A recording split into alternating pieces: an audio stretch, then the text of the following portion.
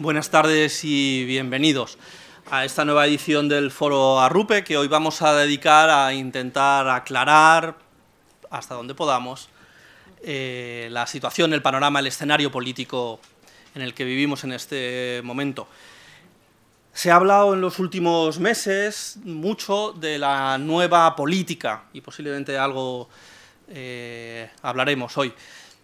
Pero algo de lo que se ha hablado menos y que también está ahí presente es sobre los nuevos politólogos, diríamos, los nuevos analistas.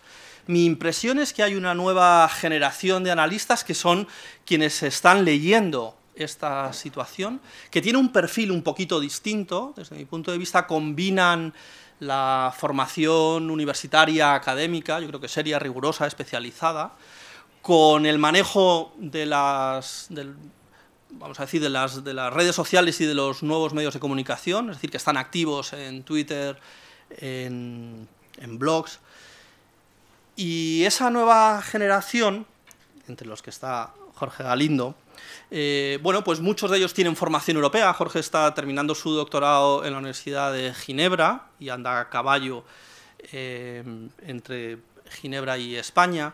Eso les da, yo creo, que a esta generación una dimensión europea comparativa. Quizá es una generación, sí, apasionada por la política, pero menos ideologizada que otros de los analistas en otros momentos. Posiblemente hablan con base en la realidad, en los datos, más que otros analistas que hemos vivido en años o en décadas anteriores. Bueno, y hay, como digo, un grupo, parece que luminoso, de politólogos, entre los que está, como digo, Jorge Galindo, que tenemos la suerte de que nos acompañe hoy. Varios de ellos están agrupados, por decir así, no sé, o en blogs colectivos o en proyectos, como es su caso Politicón. Y bueno, pues me parece que eso da también una nueva aproximación a una nueva realidad. Quizá no todo es nuevo, pero sí hay novedad. Y entonces algo de esto es lo que vamos a intentar reflexionar hoy. Te damos muchas gracias, Jorge, por estar con nosotros. Como siempre haremos pues una introducción que tiene algo de marcar el terreno, de poner sobre la mesa algunos datos relevantes, de abrir algunas preguntas y a partir de ahí pues nos lanzamos al diálogo entre todos en la segunda parte de la sesión. Bueno, no sé si tengo que acercar el micro o algo. No, te lo acercas más o menos y... Vale, ya, ok, perfecto. Bueno, muchas gracias por tus palabras, Daniel, no solo de mi parte, sino de parte de todos mis colegas generacionales, vamos a decirlo así. Y gracias a todos por estar aquí y por ponernos a hablar de política como si no tuviésemos suficiente una tarde más y las que nos quedan, para bien y para mal. Bueno, yo creo que más o menos todos sabemos, o creemos que sabemos dónde estamos hoy. Donde estamos es ahí, que son los resultados que todos hemos visto mil veces, en periódicos, en la televisión, hemos comentado en cenas de Navidad. Vamos, las cenas de Navidad habrán sido divertidísimas, ¿verdad?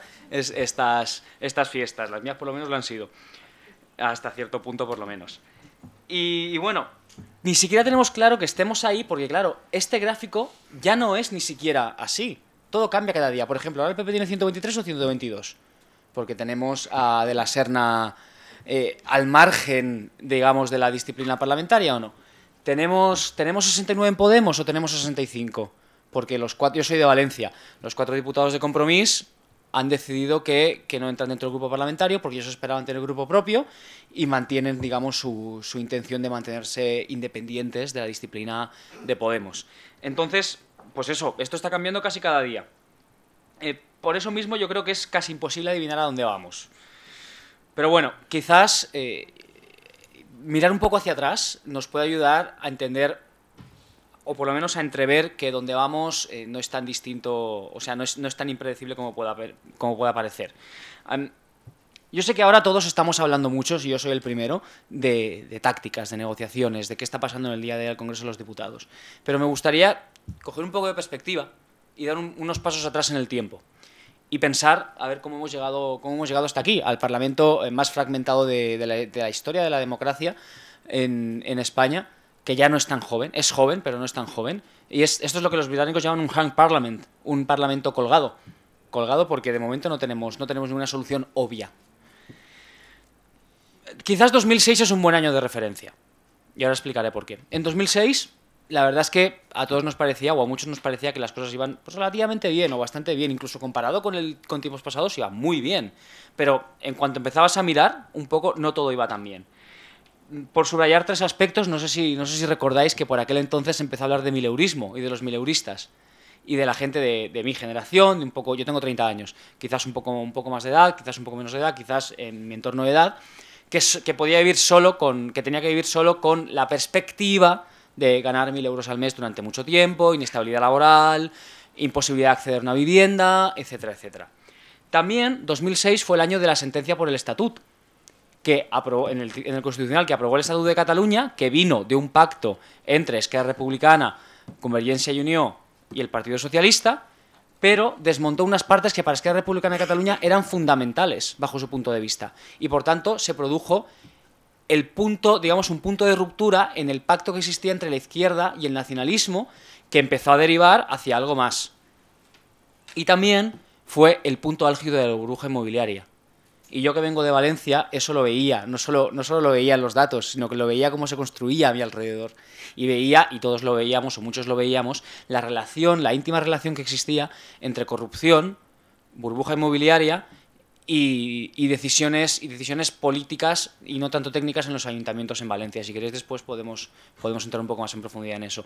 Lo que me interesa subrayar es que 3 temas tales como son el desacuerdo de una parte importante de la sociedad catalana con respecto a la ordenación territorial, la creciente desigualdad de oportunidades para muchos jóvenes y no tan jóvenes en este país, y la corrupción, ya estaban ahí en ese momento. Y cuando en 2011 vimos esta explosión, que fue el 15M, que a todos nos pareció que era como que de repente aquello había explotado, yo os digo, había muchos sociólogos, no yo precisamente, gente más mayor y más inteligente que yo, que decían, la pregunta no es por qué ha pasado esto, sino cómo es que esto no ha sucedido hasta ahora. Esa era la pregunta que se hacía mucha gente, que se estaban haciendo, ¿por qué no está explotando la sociedad española? Sobre todo por estos 3 puntos de ruptura, entre otros muchos, y que bueno, que eso, con un proceso, digamos, arduo, en el cual hubo mucha frustración, mucha decepción por parte de mucha gente que pensaba que quizás la política era más sencilla y más inmediata de lo que realmente es, acabó cristalizando en la formación de 2 nuevos partidos que ahora los tenemos produciendo el Congreso más fragmentado de la historia de nuestra democracia. Este Congreso, en realidad, el Congreso de hoy está atravesado por las viejas líneas, la línea izquierda-derecha, que se desgrega en muchos aspectos sociales, aspectos económicos, de impuestos, de redistribución, pero también está atravesado por las nuevas desigualdades de oportunidades, y hay una línea generacional que cruza el Congreso, en cierta manera, y que sobre todo separa en 2 extremos a los votantes de Podemos en un extremo y a los del PP en otro extremo. Está la corrupción y la cuestión de la regeneración democrática también atravesando este Congreso, que separa un poco los partidos nuevos de los viejos. Y bueno, y dentro de los viejos, por supuesto, hay matices y hay unos frentes que se han renovado y otros que no tanto, pero los separa. Y está la cuestión nacional, o la cuestión del eje centro-periferia, o la relación con Cataluña, que siempre ha atravesado el Congreso de los Diputados, pero ahora lo atraviesa más si puede, si cabe. Entonces, yo creo que es importante subrayar este aspecto, que estas líneas son líneas sustanciales, porque no todo es táctica, no todo es estrategia. Ahora lo parece y ahora realmente lo es, y ahora hablamos de táctica y de estrategia. Pero detrás de esa táctica y estrategia hay unas deudas de los partidos, de los nuevos y de los viejos con sus votantes.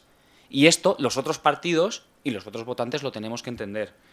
Bueno, yo creo que lo tenemos que entender porque así podemos ver mejor que cualquier partido no tiene solo un objetivo, que es ganar votos, ni tiene solo un objetivo, que es llevar adelante las políticas que piensa que son las más apropiadas para el progreso del país.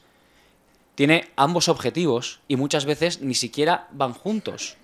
Muchas veces hay ciertos desajustes entre querer que ciertas políticas se lleven adelante y querer más votos. De hecho, uno de los problemas aquí es que tanto el PSOE como el PP, como Podemos, como Ciudadanos son 4 partidos que aspiran a gobernar en un momento dado en el medio o largo plazo este país. Ninguno aspira solo a condicionar políticas, como ha sido tradicionalmente el rol de Izquierda Unida, por ejemplo, o incluso el rol de Coalición Canaria, el rol de Convergencia y Unió. Aspiran a gobernar en algún momento España. Y eso hace que el cálculo de votos en el medio y largo plazo sea muy importante. Y por tanto, hace que estén menos dispuestos a ceder a la hora de negociar políticas y de conseguir políticas, digamos, hasta la mitad de lo que conseguirían, que eso, si tuviesen unas aspiraciones un poco menos un poco menos ambiciosas en ese sentido, insisto, los cuatro, pues quizás la negociación sería más fácil, llevar adelante políticas específicas y decir, bueno, renunciamos en esto, pero podemos ofrecer a nuestros electores todo esto otro.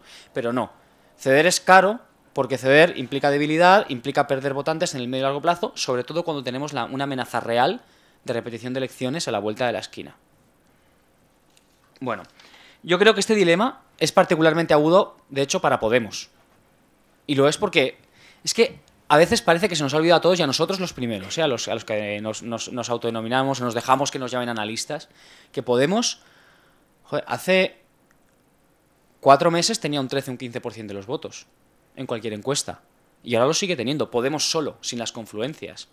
Yo le hice una entrevista a Pablo Iglesias después de las autonómicas catalanas y me dijo una frase muy bonita que representa muy bien un fallo que, bajo su punto de vista, tuvieron, que es que en las elecciones catalanas del 27S esto era como un Barça-Madrid y dice, y nosotros íbamos con el árbitro. Es decir, hay una cuestión, una sociedad, no, una estructura de partidos muy polarizada en torno a la cuestión nacional y ellos decidieron no tomar partido. Y eso les penalizó muchísimo las elecciones catalanas. Y sin embargo, de cara a las elecciones generales, decidieron que sí que iban a tomar partido, que iban a hacer una plataforma que se iba a basar en el derecho a decidir, el derecho a autodeterminación del pueblo de Cataluña, en un referéndum, de algún tipo de referéndum, como política concreta. Tomaron partido de un lado, porque vieron que no tomar partido les estaba costando. Pero tomaron partido y quien tomó partido con ellos en Cataluña mantuvo una cierta independencia y vemos que la está manteniendo y la subraya. En la Comunidad Valenciana, igual. En la Comunidad Valenciana, Compromís era un partido que llevaba mucho tiempo trabajando, llevaba mucho tiempo, bueno, de hecho el Bloc Nacionalista Valencià, que es la parte fundamental de la coalición que forma Compromís, que es una coalición en sí misma, lleva décadas de partido, de historia de partido en la Comunidad Valenciana. Y llegaron a un pacto que les costó mucho llegar a él porque tenían que poner junto, digamos, la dimensión más nacionalista de Compromís, sobre todo del Bloc dentro de Compromís, y la menos nacionalista y más enfocada a otros aspectos de Podemos. Y ese pacto fue un pacto a medias y condicionado porque no querían integrarse en Podemos. Y con En Marea en Galicia sucedió exactamente lo mismo. Esto en realidad, estas confluencias, esta estructura nos dice dos cosas. Uno, que el eje nacional también atraviesa Podemos por la mitad, igual que atraviesa el PSOE. Igual que es tan difícil poner de acuerdo a las élites políticas del PSOE andaluz con las élites políticas del PSOE catalán en la cuestión del ordenamiento territorial. Y nos dice una segunda cosa, que es que esos 69 escaños que todos contaban y contábamos como 69 el 21 de diciembre, no estaba claro que fuesen 69, no estaba claro y no está claro cuántos son. ¿Por qué? Porque esa debilidad interna que era tan evidente en el PSOE el día después de las elecciones también está en Podemos. Y digamos que las confluencias, por ejemplo, Compromís, puede tener incentivos que no están necesariamente alineados perfectamente con los incentivos y los intereses de Pablo Iglesias. Compromís gobierna con el PSPB en la Comunidad Valenciana. Forman parte de una coalición el PSOE y Compromís en la Comunidad Valenciana. Claro, si la intención de Pablo Iglesias o de Podemos, digamos, nacional o estatal es llevar adelante un pacto donde el referéndum es una línea roja, como lo era al principio, y precisamente se pretende forzar al PSOE, como se pretendía, yo creo, a tomar una decisión imposible entre pactar con los nacionalistas, que le iba a partir por la mitad y le iba a generar un conflicto en Andalucía a Pedro Sánchez, o,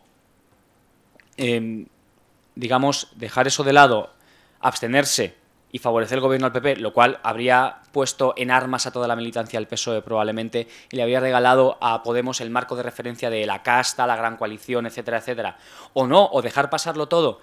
Tercera opción, nuevas elecciones, con un Podemos en principio, se suponía, hace un mes creciendo en las encuestas.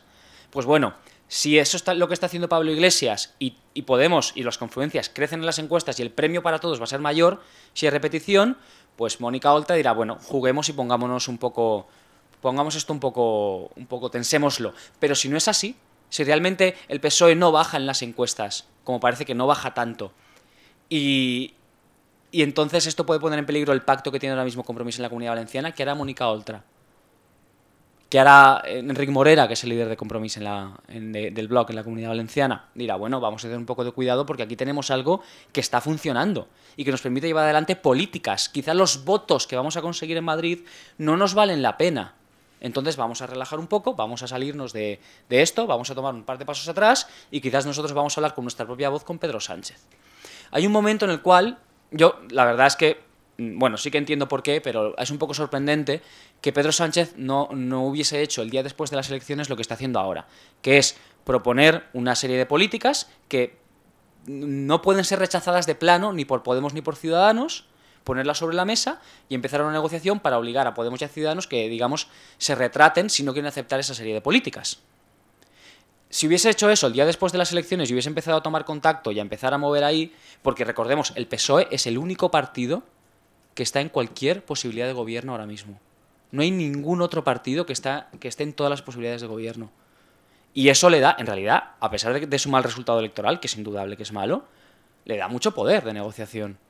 Lo que pasa es que Pedro Sánchez no lo tomó desde un inicio. Tenía la casa revuelta, tenía mucha gente, le crecían los enanos y no se vio con la fuerza suficiente de decir, bueno, no, estas son mis políticas y vamos a empezar a movernos a un lado y a otro. Y si veo que hay un principio de acuerdo, yo me propondré ante el rey como posible candidato a la investidura.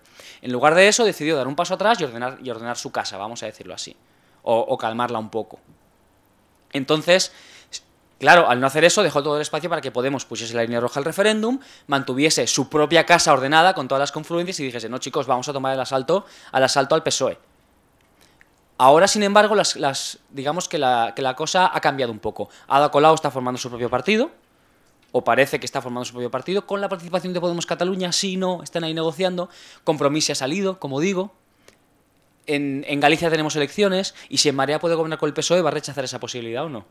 Entonces, claro, ahora mismo la lucha no es la lucha táctica, vamos a llamarlo así, de ver quién subraya las contradicciones internas del otro entre Podemos y el PSOE, está mucho más igualada de lo que estaba hace 40 días. Aquí Ciudadanos está, que es el partido al que más le podría penalizar una repetición de elecciones, está jugando un papel, digamos, de intento de moderación. Por supuesto, con sus límites, porque hay ciertas políticas que sus electores potenciales no podrían aceptar, como un referéndum en Cataluña, en principio, pero también nunca cerrándose del todo a ninguna alternativa, porque ellos saben que en cualquier gobierno en el que estuviese, bueno, en cualquier arreglo o un pacto de investidura en el que ellos estuviesen, tanto con el PP, ahora hablamos del PP, como con la posibilidad que hablamos ahora, que es con Podemos, ellos tienen poder de veto. Y el poder de veto es muy importante porque les permite forzar ciertas políticas y, si no funcionan, hacer caer el gobierno. Y eso es algo que con sus 40 escaños, que estaban muy por debajo de sus expectativas, no tenían o no tienen si no es con este arreglo.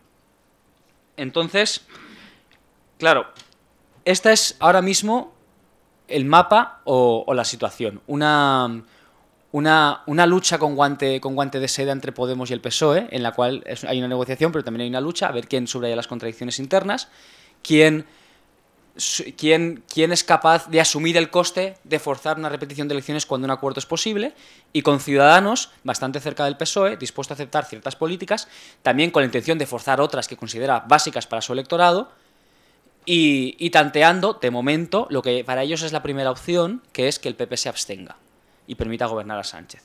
Que esto, bueno, habréis visto que es un elemento que ha entrado hace poco en la agenda mediática, que antes no estaba. ¿Cómo y por qué ha entrado esto en la agenda mediática? Precisamente porque Mariano Rajoy, en un momento dado, decide que, en tanto que no va a tener los apoyos suficientes, no va a presentar su candidatura. Esta es la explicación evidente, pero también es la explicación, digamos, de fondo. ¿Por qué no los tiene? Porque el Partido Popular, al fin y al cabo, en todos los ejes, tanto en los viejos como en los nuevos, está en un extremo. Es un extremo en el cual acumula más votantes que cualquier otro, eso es verdad, pero es un extremo, lo cual quiere decir que se lo pone más difícil para negociar. Está en el extremo centralista del eje nacional, está en el extremo derecha, no digo que el PP sea extrema derecha, digo que Ciudadanos, sus votantes están más a la izquierda que los del PP, y obviamente los de Podemos y los del PSOE también. Por tanto, le resulta más difícil llegar al otro lado.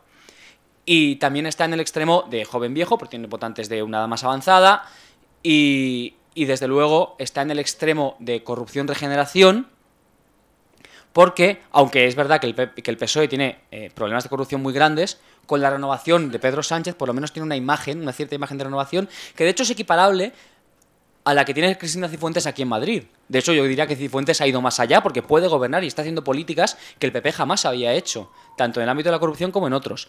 Sin embargo, esta renovación quizás nos ha trasladado, o quizás el votante percibe que nos ha trasladado al Partido Popular Estatal, y por tanto también está en ese extremo. Desde ese extremo, aunque tengas más votos que nadie, es muy difícil negociar. Es difícil negociar, sobre todo cuando tu aliado natural, que es Ciudadanos, no tienen los suficientes como para poder sumar. Y tus aliados tradicionales, que es el centro-derecha nacionalista, está ahora mismo con un frente totalmente formado y de momento consolidado, pro-independencia, en el cual la cuestión izquierda-derecha de momento intentan obviarla. Entonces, desde esta posición, Rajoy considera, y yo creo que es una decisión estratégicamente, en principio, o tácticamente adecuada, que es mejor esperar, confiar en que este proceso que he descrito antes de Sánchez, con una base de políticas, intentando a ver si consigue llegar a lo que sería para el acuerdo ideal, que es con Podemos y Ciudadanos, funciona o no funciona, y si no funciona, entonces el decir, bueno, yo aquí os estaba esperando, yo soy la estabilidad, yo soy la única garantía de gobierno, y por tanto espero a que vengáis. Ciudadanos, en ese momento, veremos lo que hace. Ahora mismo, en tanto que Pedro Sánchez es quien tiene el mandato para formar gobierno, lo que hace es pedir la abstención a Rajoy. Como ahora mismo ninguna encuesta da al Partido Popular con menos votos y menos escaños, menos todavía, ni siquiera con menos escaños de los que tuvo el 20D en unas nuevas elecciones, como no hay una oposición interna a Mariano Rajoy dentro del Partido Popular organizada y lista para tomar las armas como sí que hay dentro del PSOE, yo creo que el Partido Popular no tiene demasiados incentivos para considerar esta oferta.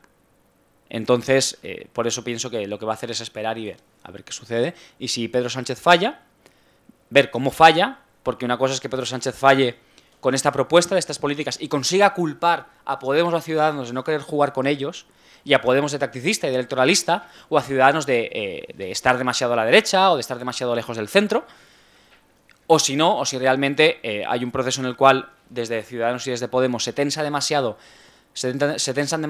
las cuestiones internas del PSOE, que tienen que ver sobre todo con la ordenación territorial, y por tanto ahí no hay avance, la culpa es para el PSOE, y entonces Mariano Rajoy puede pasar a aprovechar esa situación para decir, bueno, o yo o vamos a elecciones nuevas, y yo no tengo ningún problema en ir a nuevas elecciones. Claro, como veis, lo que he hecho es, me he ido de 2006 y me he sumergido completamente en el tacticismo actual, que es un mapa complicadísimo, en el cual tenemos un montón de posibilidades, un montón de alternativas, y en el cual es posible que se repitan elecciones. ¿Por qué? Por lo que digo, si ahora mismo Podemos considera que el precio que tiene que pagar para entrar en un gobierno es demasiado alto, y que unas nuevas elecciones no serían un gran problema para ellos, porque mantiene digamos, prietas las filas. Con Valencia es más difícil, pero con Cataluña y con Galicia por lo menos. Pongamos que Ciudadanos considera que lo que exige Podemos es demasiado alto y ellos ni siquiera se pueden abstener por ello. Pongamos también que el PSOE sigue considerando, que el PP sigue considerando, perdón, que es imposible abstenerse con el PSOE, y al mismo tiempo el PSOE considera que abstenerse con el PP es la muerte súbita, porque le da, como he dicho al principio, el marco de referencia a Podemos de gran coalición, sois lo mismo, y por tanto Podemos puede pasar a ser el principal partido de la oposición. Y si esta es la situación y esto se mantiene así, hay repetición de elecciones. Si hay repetición de elecciones, los resultados dependerán de muchas cosas. Dependerán, como digo, de cómo se presenta Podemos y de con quién se presenta. De qué pasa dentro del PSOE, porque recordemos que tiene un proceso abierto para elegir secretario general entre el 15 de abril y el 22 de mayo. Y dependerá de quién se lleva la culpa por el fallo de las negociaciones. Y también dependerá, por supuesto, de qué pasa con la corrupción con respecto al Partido Popular.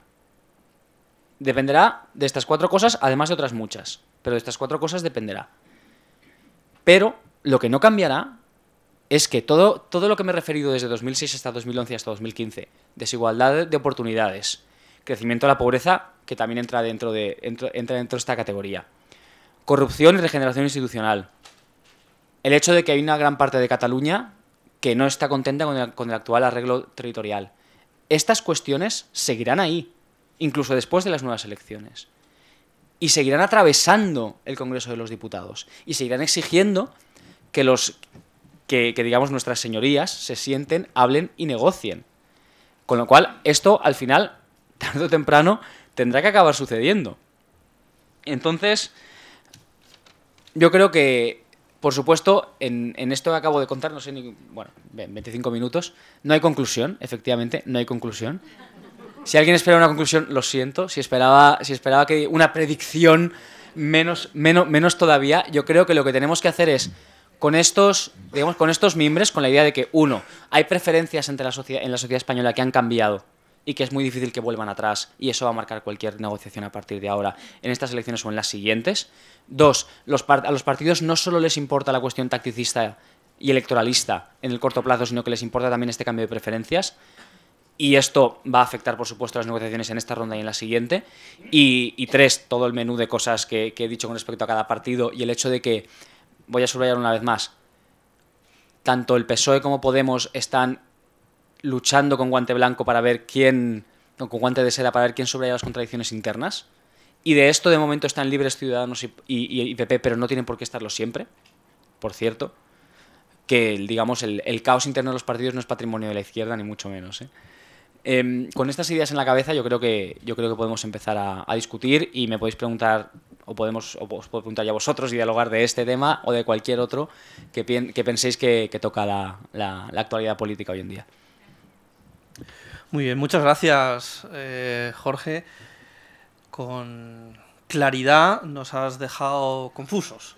O con confusión nos has dejado clarificados, que es... Bueno, es tal y como me siento yo todos los días desde el 20 de diciembre por la noche, así que me parece fantástico trasladarlo. Cualquier otra cosa sería un engaño. Cualquier otra cosa sería un engaño. Así que, como has dicho, vamos a abrir el diálogo. Hay por aquí un micrófono que suele funcionar.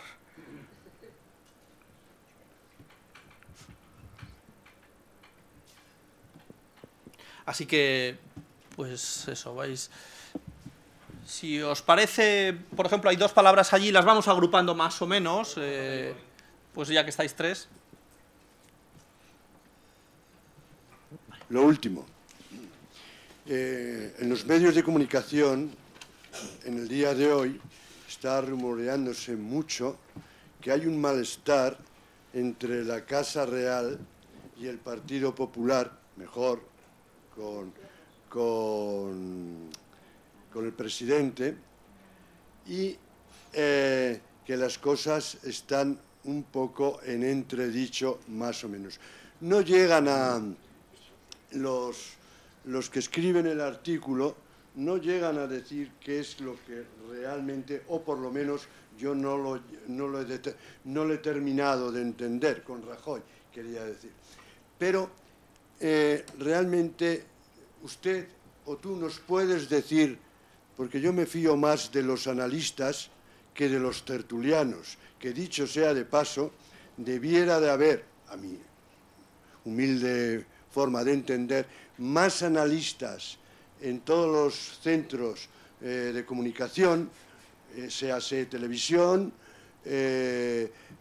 radios, etcétera, que los que en la actualidad están. Yo entiendo que todos tienen que comer, también lo entiendo, y no se trata de quitárselo, pero sí, si seguimos un poco los cauces, y ya termino, en un sitio, en otro y en otro y en otro, no centrarse en unos, sino ir a varios, vemos que el problema de todo esto radica en que cada uno lo lleva a su perfil, es decir, y con claridad, si es una emisora o es un ente de Podemos, todo es Podemos, si es PSOE, todo es PSOE, si es PP, todo es PP. Yo me gustaría realmente que hubiese unos analistas independientes, que es donde mejor se saca un raciocinio de todo esto. Muchas gracias. Si te parece, agrupamos las 3 y luego... Sí, vamos a hacer así, por si acaso algunas cosas se repiten o confluyen. Sí. Entonces, buenas tardes. Yo, cuando has empezado, el PP en la extrema derecha, el otro en la extrema izquierda, yo al PP ahora, yo antes, a mi corto entender, entendía que era de derechas, el partido que defendía unos valores, parecía que apoyaba a la Iglesia, ahora no eso, pero vamos, ha renunciado a todo ello. O sea que yo ya en ese bando le agrupo al PSOE, porque no encuentro la diferencia entre PSOE y PP, ya no la encuentro. Simplemente encuentro que el PSOE sí que es más satírico y más tirano en cuanto saca la corrupción ahora mismo, cuando esa corrupción lleva años en Valencia, pero la saca en el momento de las elecciones. Y no son tan listos estos del PP para sacar todos los millones de Andalucía en el momento de las elecciones. Eso sí, son más... quería dar más imagen para mí de maldad y todo eso. No encuentro ni hoy, quiero analizar, me dicen extrema derecha, y bueno, ¿en qué se define la extrema derecha y la extrema izquierda? Yo hoy no la entiendo. Hace 10 años igual sí que la entendía, pero ya no ha renunciado a ningún valor moral ni nada de eso. Así, eso quería que me aclarara. Gracias. Bueno, a ver. Sí. Bueno, Jorge, muchas gracias por la exposición. Yo te quería preguntar, en el supuesto de que hubiese un hipotético gobierno de coalición entre uno de los partidos, vamos a llamar tradicionales, PP o PSOE, y uno de los partidos nuevos, Podemos o Ciudadanos, ¿crees que se daría un, entre comillas, abrazo del oso? Es decir, ¿podría perjudicar electoralmente al partido pequeño a largo plazo y salir reforzado el partido grande? ¿O cómo crees que puede jugar esto en el futuro? Gracias. Gracias. Vamos a parar aquí. Venga. Y que hay ya 3 o 4 temas. A ver, ya que he puesto el gráfico en pantalla, vamos a empezar con la segunda pregunta. Yo no he querido decir que el PP sea extrema derecha, porque no lo es. Está en el extremo de los 4 partidos que tenemos, que es una posición relativa.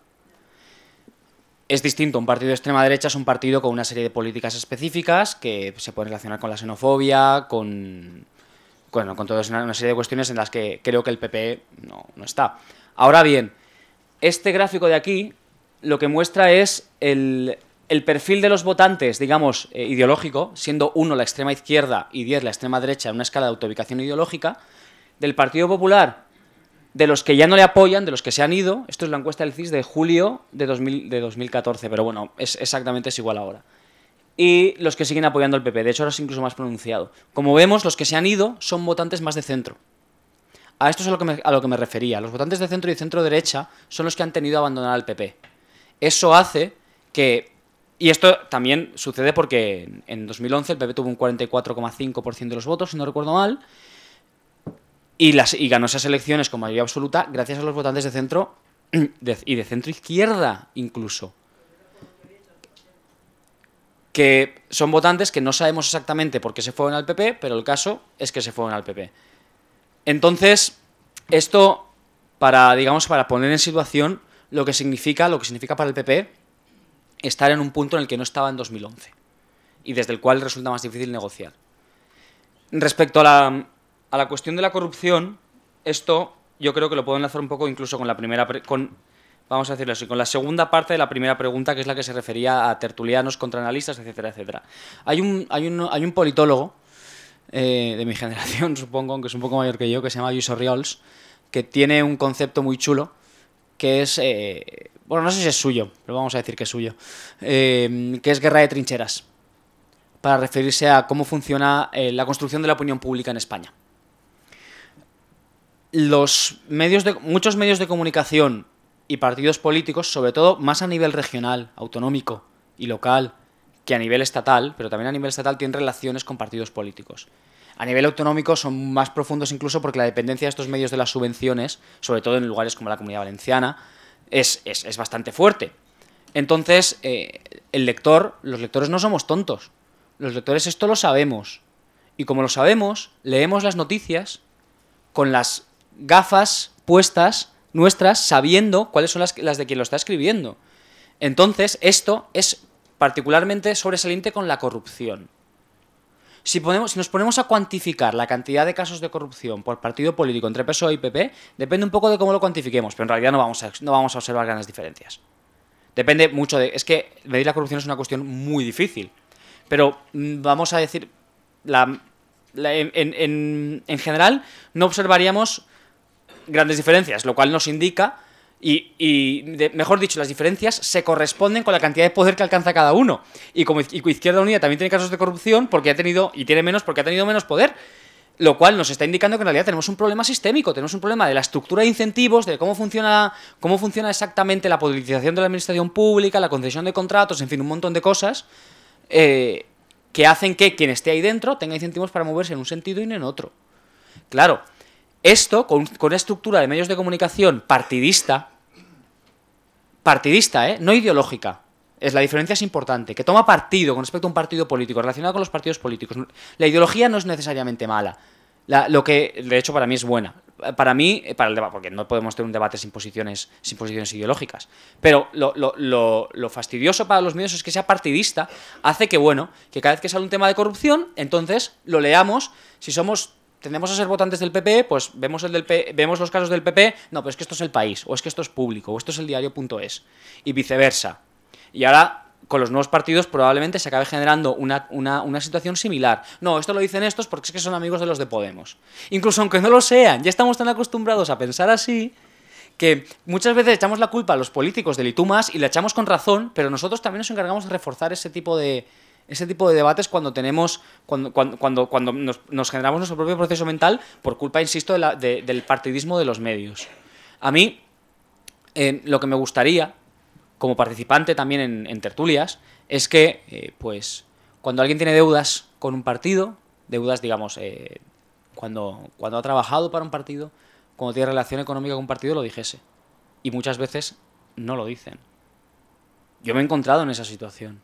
Estando en una mesa con otras dos personas, les llamarán tertulianos, les llamarán analistas, que yo sé que han estado trabajando para partidos o que lo están en ese momento, y que no lo dicen en voz alta para cualquiera, ¿eh? O sea, aquí sí que no hay distinciones de color ninguno, vamos.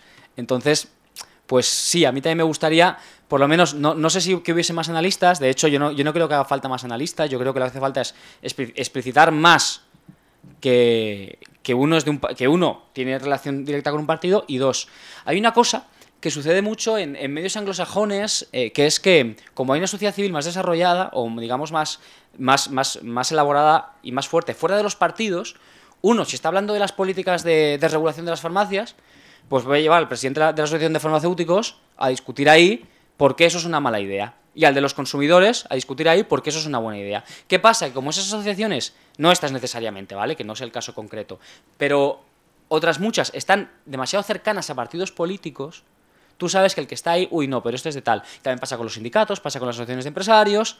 Entonces, la capacidad de los partidos políticos en España de llegar a todos los rincones del debate público, en nuestras casas, en las asociaciones de vecinos, es que hasta las asociaciones de vecinos, por lo menos en Valencia, vamos, a todos los rincones, es alucinante. Y para esto no hay ninguna receta mágica, ¿eh? Para esto lo único es lo que estamos haciendo aquí, que es juntarnos y hablar de política al margen de los partidos, es lo único que se puede hacer.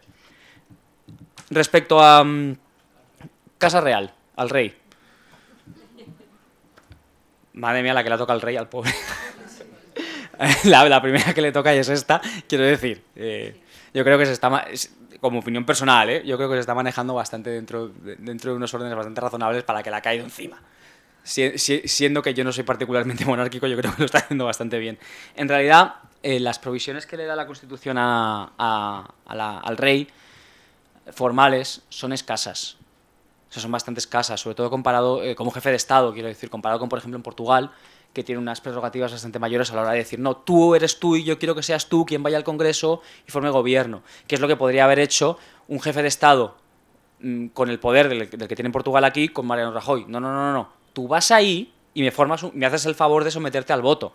Esto aquí no lo puedo hacer, entonces sí, puede sentirse molesto porque yo entiendo que la que le ha caído es difícil, y yo entiendo que aquí quizás Rajoy ha primado, desde mi punto de vista, de manera legítima, porque el sistema se lo permite, los intereses electorales sobre cuestiones, digamos, más de calado con respecto a las instituciones. Ya ha llegado a forzar, en la última rueda de prensa de Rajoy, llegó a decir prácticamente que había dos opciones, o él o la coalición Podemos-PSOE nacionalistas, y que era una cosa del rey decidir. Bueno, yo creo que eso es forzar la situación, insisto, es legítimo, pero entiendo que haya incomodidad por parte de la Casa Real. Ahora bien, también la hay precisamente porque no tiene, o sea, porque eso se puede hacer, y eso se puede hacer porque el rey no tiene más poder. Que nadie piense que estoy pidiendo más poder para el jefe de Estado, ¿vale? Digo simplemente que esa es la situación. Tiene sus pros, Tiene sus pros, que es que, por ejemplo, en Portugal hay un gobierno de izquierdas, como supongo sabréis, y esto al jefe de Estado, que no es precisamente al anterior, que ha habido elecciones presidenciales hace poco, no le gustaba mucho, intentó forzar un poco demasiado un acuerdo distinto, y esto ha deteriorado un poco la visión de ciertas instituciones por parte de muchos portugueses, así que nada es gratis. Si tuviésemos también un proceso más más rápido, con más poder para el jefe de Estado, eso querría decir que, bueno, que quizás se forzaban cosas que no nos gustarían del todo como ciudadanos, más allá de nuestra adscripción ideológica. Vale, última cuestión. Bien. En tanto que los 4 partidos principales esperan gobernar en algún momento, o tienen interés en llegar al gobierno, piensan que pueden llegar, este cálculo también se introduce en el qué hacemos. ¿Hacemos una coalición, hacemos un pacto de investidura o hacemos un pacto de legislatura? Son 3 cosas distintas. Un pacto de investidura es yo te doy el sí o me abstengo para que puedas gobernar y te lo intercambio por A, B, C cuestiones que después tendremos que renegociar, porque es un pacto de investidura. Un pacto de legislatura es no. Esta legislatura vamos a trabajar juntos, vamos a hacer estas políticas juntos, estas comisiones se van a encargar de esto y esta es la gente designada para desarrollar la reforma educativa, para desarrollar la regeneración institucional, lo que sea, para luchar contra la pobreza, cualquier cosa. Y después está la coalición, que es, no, yo entro en el gobierno. Yo entro en el gobierno y vamos a hablar de que, bueno, de hecho, lo primero que hizo Podemos fue yo quiero, pero vamos a hablar de tener estos puestos dentro del gobierno para mí, estos para ti, y eso también establecer un reparto de competencias. Las 3 tienen sus beneficios y sus costes para un partido que aspira a gobernar en el futuro. Yo creo que la última, paradójicamente, entrar en coalición es la más peligrosa, porque en realidad si la cosa va mal, si la cosa va bien, no está claro, si la cosa va bien en los siguientes 2, 3 o 4 años, no está claro cómo tú te vas a llevar los beneficios de que vaya bien y cómo vas a argumentar que no, que es que eres tú quien lo ha hecho y no es el otro. Si la cosa va mal, va a ser muy fácil echarte la culpa de muchas cosas. Ahora bien, si lo que quieres es entrar para hacer la vida imposible a quien es tu socio de gobierno y quieres tú llevar adelante tu propia agenda que no se relacione, que es lo que temía mucha gente dentro del PSOE con respecto a la oferta de Podemos, pues entonces quizás entrar es buena idea. Ahora, va a durar un año y no se va a hacer nada y va a ser un caos y va a ser después trabajo tuyo, socio minoritario, mostrar que es culpa suya cuando en realidad quizás ha sido culpa tuya. Sin embargo, si te quedas fuera, sea con legislatura o sea con investidura, tú lo que tienes es un menú de políticas que dices, vamos a por esto, vamos a trabajar con esto, yo no me meto y yo tengo claro que estas son mis contribuciones a lo que vamos a hacer a partir de ahora. ¿Vale? Vale. Y a partir de ahí, si se cumple, sigues adelante y si no se cumple, echas abajo el gobierno. Con un voto de una moción de censura, con una votación de presupuestos, estas son las 2 opciones. Moción de censura nunca hemos tenido en España, pero tampoco hemos tenido nunca un congreso, bueno, ahora no está tan fragmentado como el que hemos tenido. Entonces, bueno, yo creo que en este menú es en el que están escogiendo precisamente para evitar ese abrazo del oso que por supuesto se puede producir. ¿Cómo es posible, cómo piensas que por qué es posible que siendo creyentes de verdad, creyendo en un Cristo que viene a salvar a la humanidad, que quiere más justicia, que quiere más paz, que sobre todo es amigo de los pobres, se pueda seguir votando a partidos cuyo sistema está corrompido?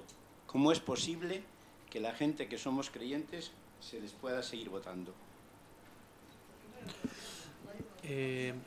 Hay por aquí esas... Jorge, gracias por la exposición. Alguna idea que me ha suscitado escuchándote. Se oye hablar de posibles pactos, ¿no? La aritmética no cuadra, los números no dan una suma que posibilite un gobierno. Es verdad que nos hemos levantado el lunes con un documento del que conocemos el número de páginas, que son 53, que el PSOE ha presentado tanto a Ciudadanos como a Podemos, y hemos escuchado a sus dirigentes que, bueno, que la música les gusta. Sabemos que la política puede hacer, como dicen por ahí, extraños compañeros de cama, pero la pregunta es la siguiente. Yo no sé, referente a Pedro Sánchez, ¿pone toda la carne en el asador ahora o es un cadáver político? Y yo he estado pensando si los partidos en general, todos, aquí meto a todos, no están haciendo una especie de campaña electoral permanente, sabiendo en lo más profundo que estamos abocados a unas próximas elecciones, y en este caso el PSOE, con Pedro Sánchez a la cabeza, pues está asumiendo un papel pues para resucitar de las cenizas como el ave fénix, y aquel que parecía que no tenía carisma, pues trabajando el carisma se vuelve más carismático, y aquel que parecía que era un hombre de paja resulta que está siendo capaz de sentar en una mesa a fuerzas antagónicas como Ciudadanos o Podemos, y bueno, si hay que votar, pues el que parecía que no era es. Inmediatamente detrás tienes otra y que ahí vamos a hacer. Y luego hay una allá al fondo y hacemos otro... Hacemos grupitos de 3, porque si no... Van... Lo mío es, habéis citado en un momento el ejemplo de Portugal, y yo te quería preguntar si ves factible una coalición de izquierdas en el gobierno, pero realmente apoyada por el PP en el Parlamento. Me explico. Salen del paso, forman un gobierno, pero todas las leyes gordas no las vota Podemos, las vota el PP. Mira que he pensado, no queda ninguna posibilidad por contemplar. Vale, pues... Sí. Educación y demás. Es decir, el primer ejemplo ha sido Portugal, primera cosa gorda, sí.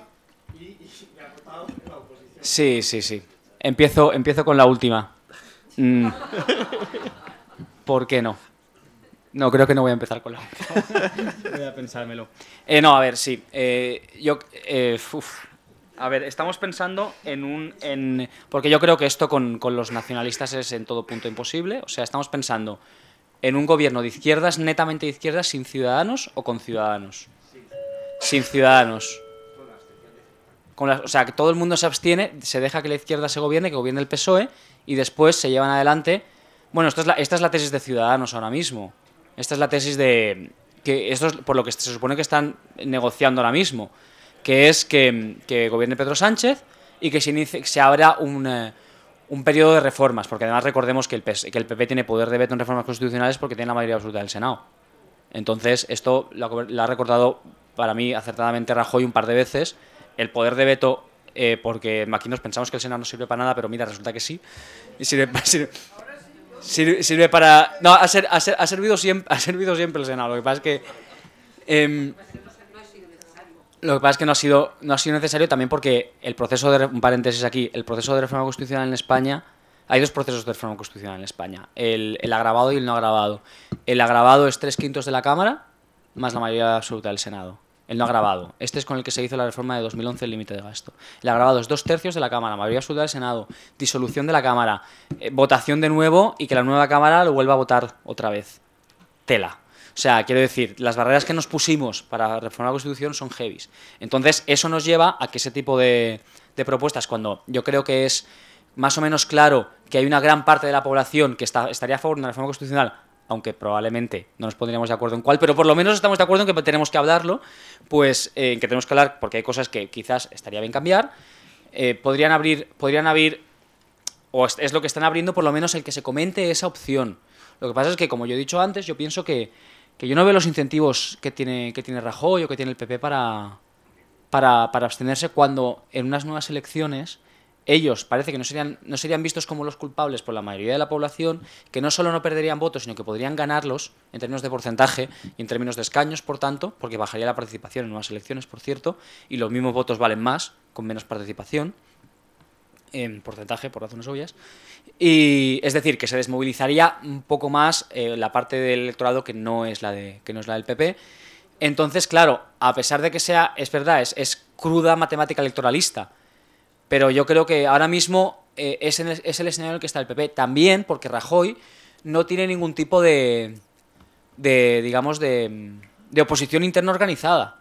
Nadie que le saque del punto electoralista en el que yo creo que estratégicamente, de manera adecuada, él se ha situado. Y no creo que lo tenga en un futuro próximo, porque nadie tampoco parece que tenga incentivos para tomar el PP por asalto desde dentro.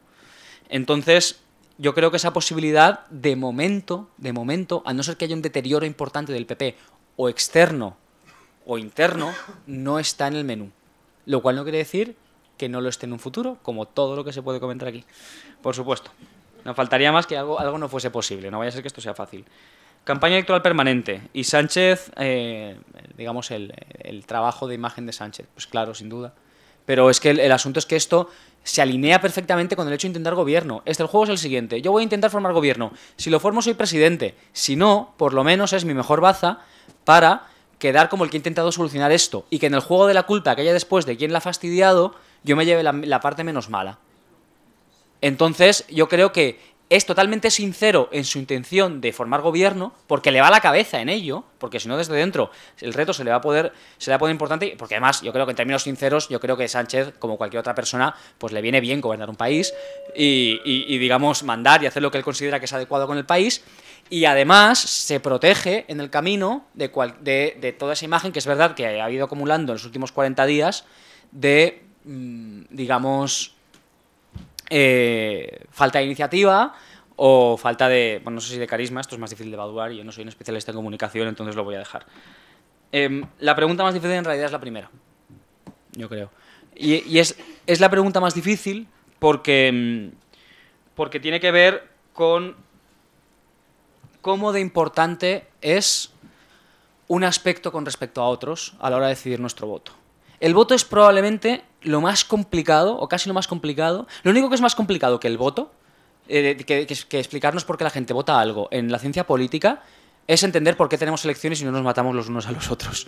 O sea, lo único que genera más debate en la ciencia política que por qué votamos de una manera o de otra es por qué la democracia funciona y se mantiene en unos países y no en otros. Que es una pregunta, creedme, dificilísima, a la que nadie da una respuesta en firme. La segunda más difícil es esta. Y una de las partes, una de las dimensiones del voto es bueno, en términos amplios la moral, en términos más concretos la religión. Entonces, digamos que una persona vota por muchas razones, por muchísimas razones. Vota porque le importan sus hijos y su futuro económico. Vota porque le importa su pensión. Vota porque le importa la situación de Cataluña, vota porque le importa la pobreza, vota porque le molesta la corrupción, vota por lo que él considera que es adecuado con base en su perspectiva moral, que en algunos casos tiene una raíz hondamente religiosa y en otros no. Vota por todo eso. Y cuando uno se sienta, y vosotros lo habréis pasado, ante la papeleta y tiene que decir, ¡buah! ¿A qué le doy más importancia que a lo otro? Y además tiene que cotejar todo eso con las opciones disponibles. Y de las disponibles tiene que descartar las no viables y digamos, tender hacia las más viables. Es un cálculo complejísimo el que hacemos. Entonces, en este cálculo complejo, el peso específico de eso a lo que tú te has referido, lo que sabemos es que aquellos a los que vamos a ver, esto es complicado. Porque además me voy a meter en un berenjenal. aquellos a los que les importa. Además, no, ya está claro cómo. Dentro del menú de cuestiones a las cuales le puede llevar la postura religiosa a una persona, el grado de corrupción de los partidos es un aspecto entre muchos. Porque la religión es una forma de ver el mundo y es una forma de entender la moral y de entender tu actitud con respecto a un montón de cosas. Entonces, aunque a ti te importe mucho la religión, hay otros muchos partidos que quizás representan mejor ese aspecto de la religión, pero otros no lo representan tan bien, pues entonces, a no ser que a ti te importe ese por encima de todos, lo que estoy diciendo es que hay un solapamiento entre los aspectos relacionados con la religión, relacionados con preferencias sociales, preferencias económicas. Yo personalmente no soy una persona religiosa, pero me puedo imaginar a personas religiosas que tengan una preferencia fuerte con respecto en contra de la corrupción y al mismo tiempo a favor del modelo tradicional de familia, o que la tengan en contra de la corrupción y a favor de acabar con la pobreza y que no le importe tanto el modelo actual de familia. Quiero decir, por poner tres elementos que se equilibran de manera distinta. ¿Qué es lo que nos dicen los resultados electorales actuales? Que hay mucha gente, hay por lo menos un 28% de electorados, si nos quedamos con el PP, a los cuales no encuentran ninguna alternativa que sea mejor, del electorado no, de los votantes, que sea mejor que el PP para representar toda esa complejidad de preferencias, entre las cuales una es la religión, porque sabemos que hay una correlación, que la correlación entre voto al PP, la relación entre votar al PP y ser religioso es más fuerte que con el resto de los partidos. Ser religioso, católico, apostólico, romano, específicamente. Por supuesto, por eso digo que dentro de la religión el abanico de preferencias también es amplio. Entonces, yo entiendo que hay diversas sensibilidades. Entonces, se solapan con todas las demás. La religión se solapa con la pobreza, se solapa con el modelo de familia, se solapa con la corrupción. Y el equilibrio que hace dentro cada uno es muy complejo. de hecho, es que es complejísimo. Entonces, a lo que podemos llegar nosotros es a preguntaros a todos con encuestas cuánto os importa la religión y cuánto os importa la corrupción, la moral, tal, establecer correlaciones y entender que hay muchísima gente que dice que le importa la religión, así en general, en abstracto, que son gente a la cual la pobreza, por ejemplo, no le importa tanto o no le importa mucho en comparación con otras cosas, en general. Por supuesto, esto es estadísticamente, es una ley de probabilidades. Hay mucha gente a la cual le importa mucho la pobreza y vota al Partido Popular, sin duda alguna. Pero en general, la gente a la que le importa muchísimo la pobreza, al partido al que más vota, o que se encuentra en una situación de pobreza, de desventaja, es al PSOE. Ni siquiera es a Podemos, ni siquiera es al que está más a la izquierda. Esto es lo que nos dicen los datos. Entonces necesitamos una interpretación que es compleja y es complicada para entender esto. Y hay gente que es religiosa, le importa la pobreza y vota al PSOE, por tanto. Y el PSOE es un partido que, allá donde más ha luchado contra la pobreza, que es en Andalucía, también es donde más tocado está con la corrupción. Entonces, claro, uno se encuentra con la disyuntiva de que el partido que históricamente más ha luchado contra la pobreza en Andalucía también es el que más tocado está con la corrupción en Andalucía. Y uno tiene que decidir qué le importa más, si no quiere quedarse en casa. Y tiene que decidir si quizás no le importa ninguna de las dos cosas y lo que más le importa es otro aspecto distinto y por tanto se va hacia otro partido. Y en esta decisión de valencias de qué le importa más a uno y qué le importa más a otro es donde se decide el voto de cada uno. Y no tiene por qué ser siempre la misma, ¿eh? A veces nos importará más la corrupción, a veces nos importará más la pobreza y podemos cambiar el voto perfectamente. O los partidos pueden cambiar. Y claro, hacer el seguimiento de todo esto hace que sea imposible al final dar una respuesta categórica a la pregunta que has hecho. Lo siento. Para complicar un poco más, la mayor parte del voto socialista andaluz es el católico, o dicho de otra manera, sí. el granero de votos católicos del PSOE está en Andalucía. Sí, así es. Para unirlo más a tu puzzle. Exacto, así es. Entonces, las interpretaciones sencillas y esto se nos escapa. Muy bien. Vamos con otra tanda de preguntas. Hay una y aquí tenemos otra. Sí, muchas gracias. Yo querría saber su opinión. ¿Podemos es un partido o no? Si es un partido, fantástica. Si es un partido, fantástica. ¿Es independentista o no? Y luego, cambiando de tercio, en su exposición, que ha sido un prodigio de equilibrio, me ha parecido entender que descarta usted que, más allá de los intereses partidistas y personales, que son los que jugarían para unas nuevas elecciones o no, puede haber un interés general, aceptar que este país requiere una puesta a punto, que para esa puesta a punto es necesario la voluntad de PSOE y Partido Popular, al menos con la colaboración de Ciudadanos y Podemos, y que, por tanto, lo más lógico sería que hubiese un acuerdo entre PSOE, PP y Ciudadanos, absteniéndose PSOE o absteniéndose Podemos, para poner a punto este país y luego el más tonto capador. Es decir, una vez hechas esas reformas constitucionales y la ley electoral, etcétera, etcétera, pues empezar de nuevo. Me ha parecido que eso usted lo descartaba en su análisis, ¿o no lo descarta? Gracias. Muchas gracias. Vamos a venir por aquí, que son, ahora no me acuerdo, una era estas dos.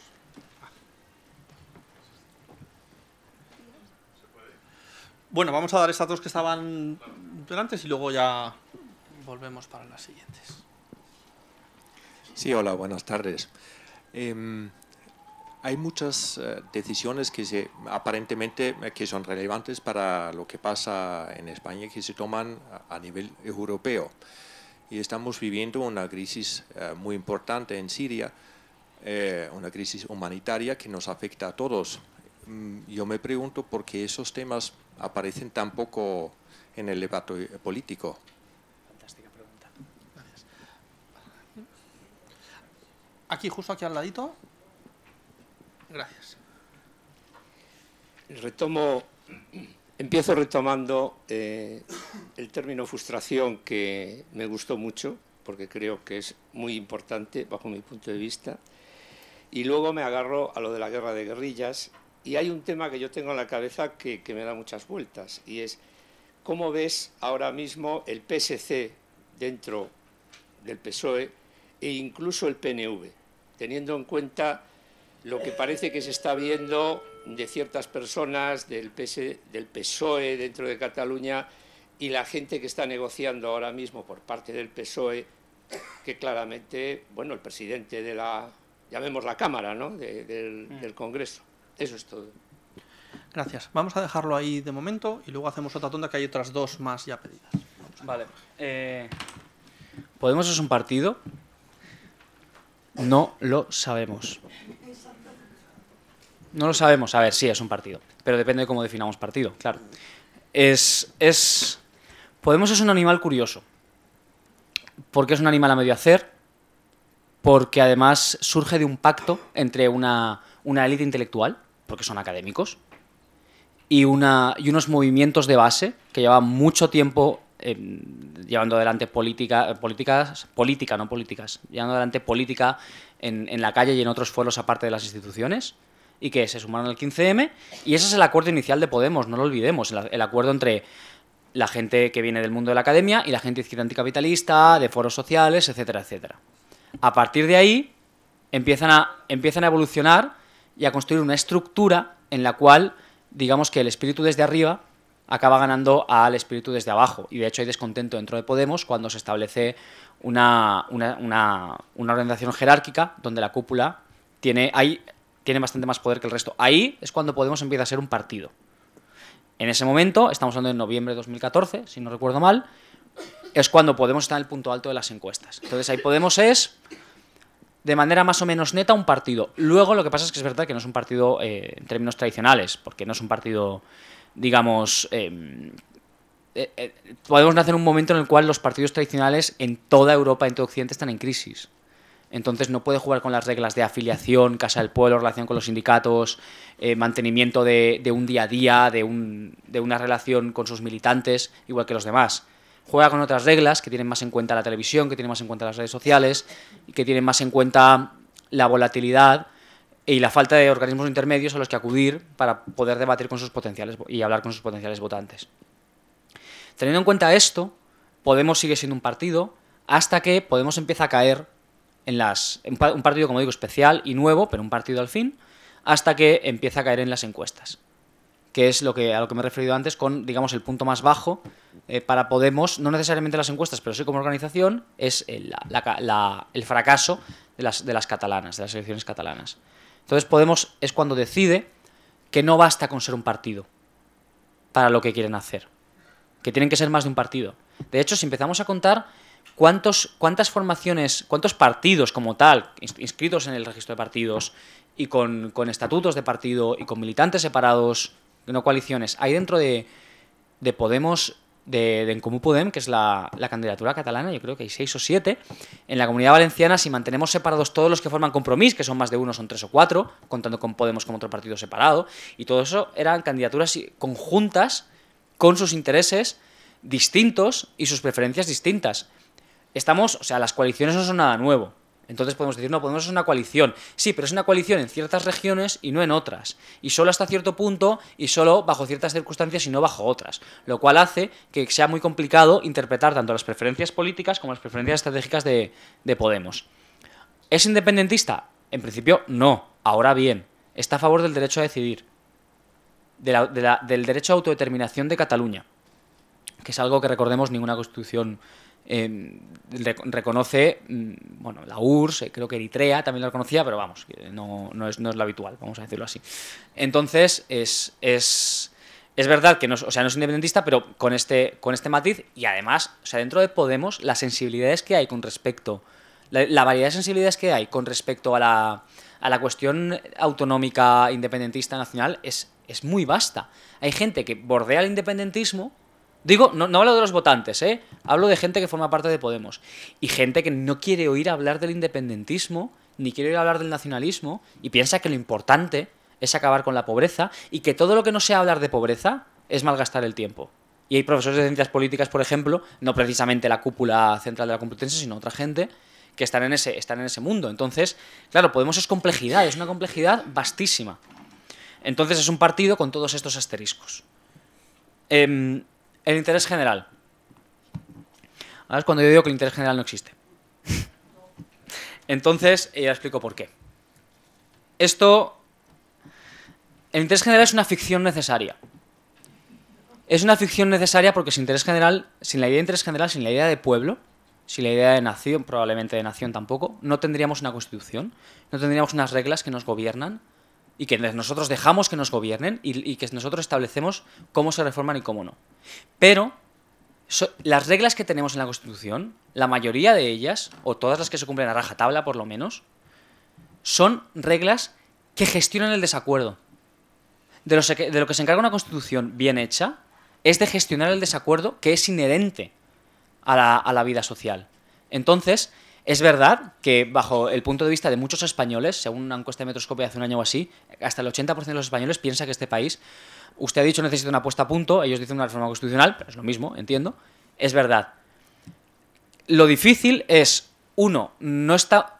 que hay mucha gente, muchos partidos, que quieren meter en la Constitución, de todos los colores, cosas que no son necesariamente relacionadas con cómo nos gobernamos, sino con preferencias específicas. Es que no son reglas de juego, ¿vale?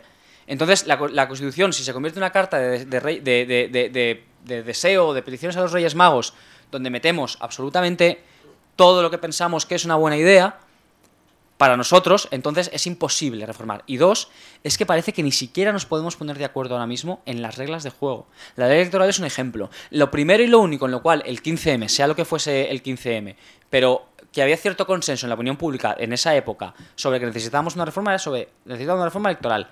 El debate que surgió en el instante siguiente es ¿más proporcional o más mayoritaria? Pues no estábamos de acuerdo con eso tampoco. Lo que a mí sí que me gustaría ver es que por lo menos empezamos a tener el debate bueno, ya no tengo el Congreso, pero como si lo tuviese, a este otro nivel. Yo creo que para eso, quizás lo que necesitamos es una legislatura de transición en la cual empezamos a hablar. Es decir, yo ahora ni siquiera aspiraría, y esto yo digo como ciudadano, no como politólogo, ni como sociólogo, perdón, que en realidad no soy politólogo y luego me pegan. Yo ni siquiera aspiraría a que hubiese un acuerdo para empezar a hablar de la reforma constitucional ahora. Yo me bastaría con que hubiese un acuerdo para empezar a debatir sobre qué queremos reformar y qué no queremos reformar. Porque ni siquiera tenemos el menú claro de qué es lo que queremos reformar y qué es lo que no queremos reformar. Sabemos que la reforma electoral, que tiene una parte con la Constitución y otra parte fuera, hay mucha gente a la cual le gustaría ver reformada. El Senado es otro ejemplo. Hay muchísimas personas en este país que pensamos que el Senado no funciona como debería funcionar. Etcétera, etcétera. Pero hay otras muchas cosas que no están claras. El 135. El 135 es el artículo del límite de gasto, que se incluyó con la reforma de 2011. Los derechos fundamentales. La ordenación territorial. ¿Esto se habla o no se habla? No está claro. Entonces, a mí con que empezásemos a hablar y dijésemos, bueno, pues ya tenemos un menú. Entonces, ahora que tenemos el menú, hemos pasado 3 años haciendo el menú. Ahora podemos empezar a hacer reforma constitucional. ¿Por qué es necesario eso?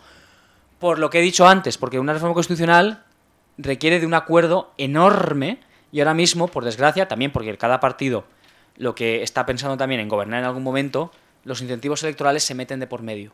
Y necesitamos que eso se vaya. Para que eso se vaya necesitamos un acuerdo por lo menos de gobernabilidad. Del que sea, me da igual. Así que la respuesta es no lo descarto, pero tampoco lo espero inmediatamente, aunque sí que espero que nos pongamos a ello, porque si no hay retos, como por ejemplo la cuestión de Cataluña, que no vamos a poder resolver.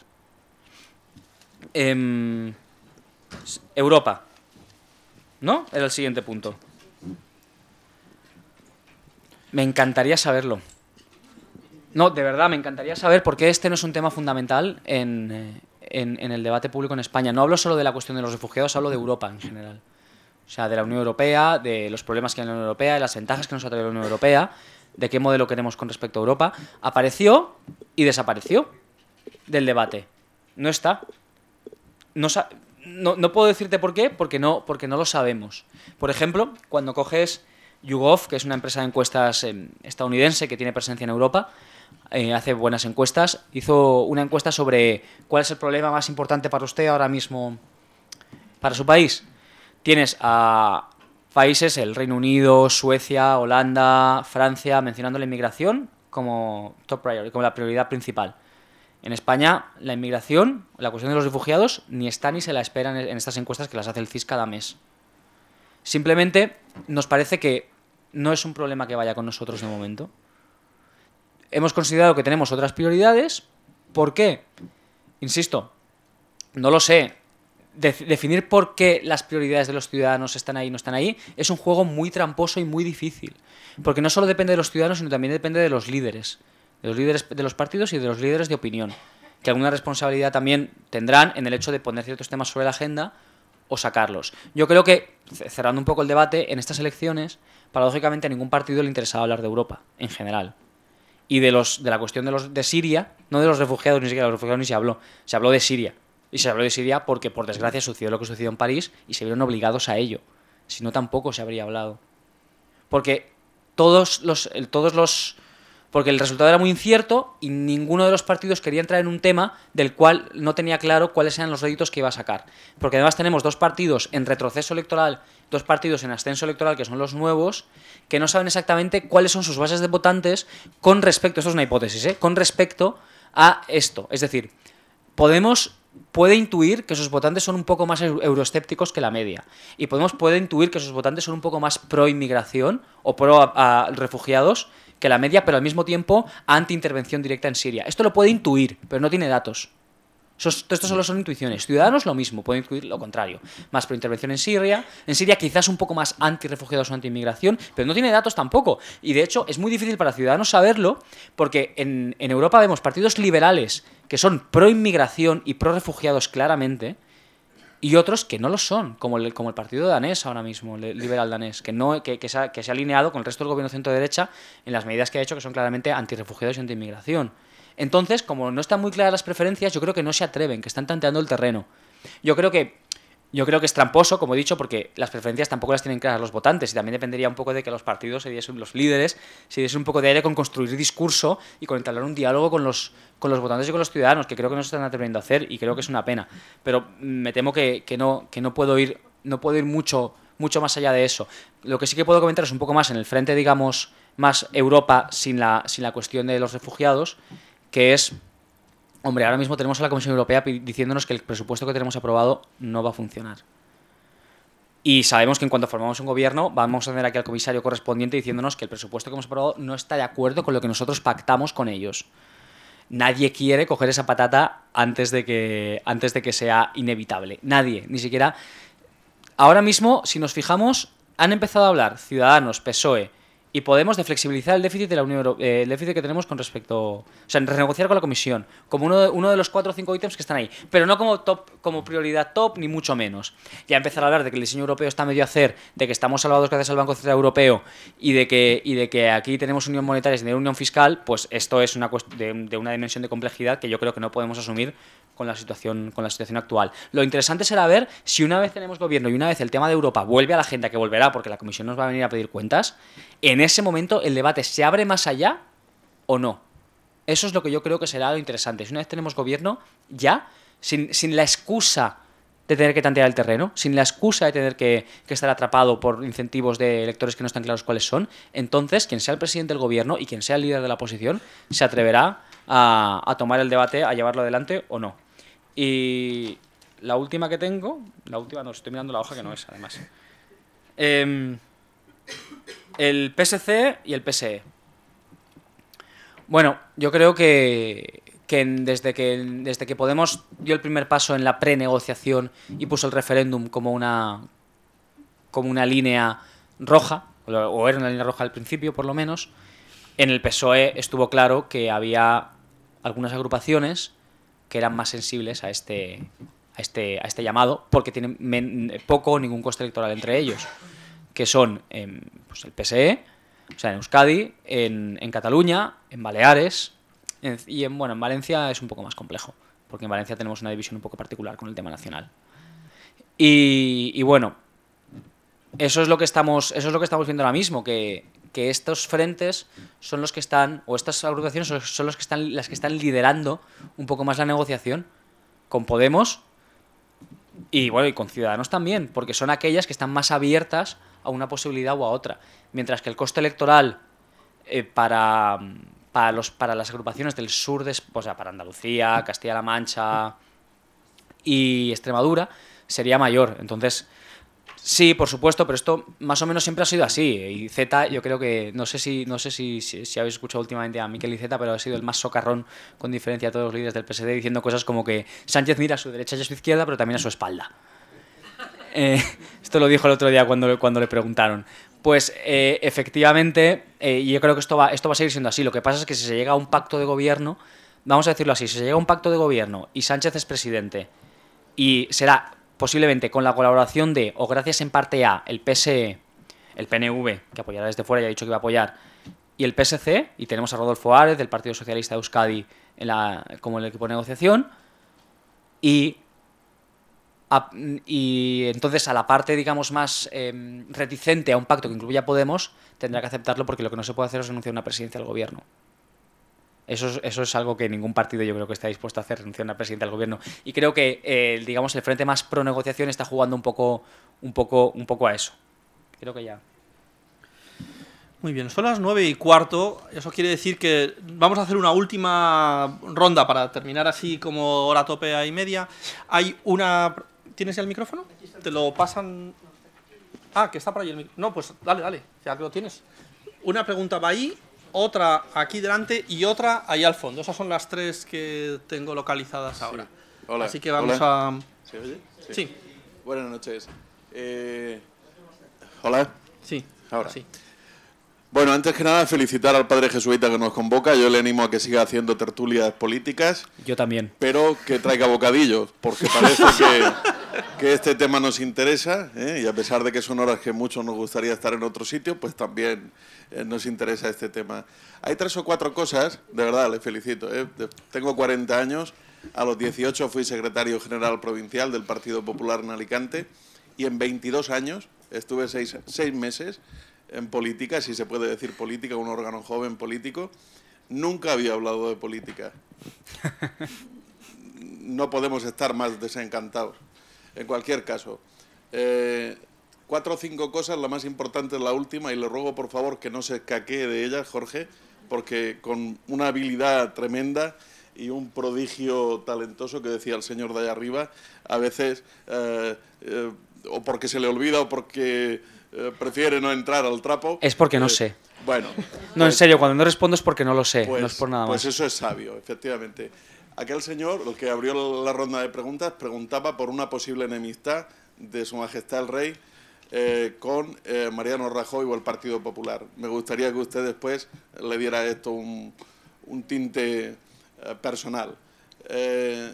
También, bueno, decía, lo más importante para mí de lo que le voy a decir es esto. Estamos en una universidad de la Compañía de Jesús. Esta es una orden que tiene casi 500 años desde su fundación. Un vasco la fundó, San Ignacio de Loyola, y desde el año 65 y hasta el 83 otro vasco la refundó, que fue el Padre Arrupe. El Padre Arrupe es el que nos convoca. El gran sello que tenemos o que tiene esta entidad es el Foro Arrupe.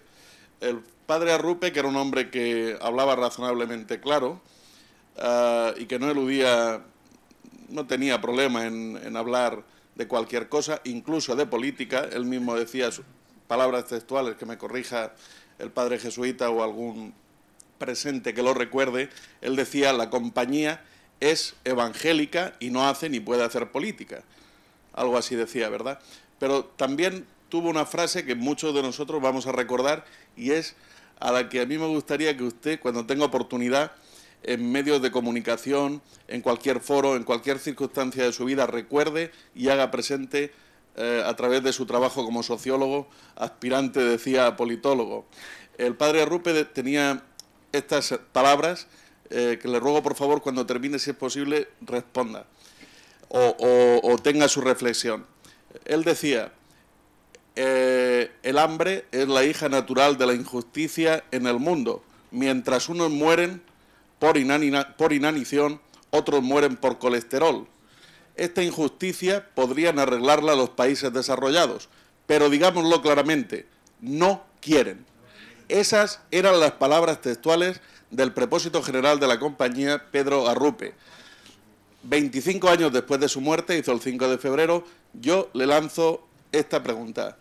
¿Por qué la compañía, un órgano dentro de la Iglesia Católica, una orden, perdón, lanza esta pregunta tan altamente sencilla, que él también decía, preguntas altamente sencillas, y la sociedad, ustedes que tienen la oportunidad de practicar en el día a día de su trabajo, ¿por qué no reflexionamos sobre esta verdad? ¿Qué pasa? ¿No nos interesa? ¿No queremos? ¿Solo interesa la poltrona de la Moncloa? ¿Qué ocurre aquí?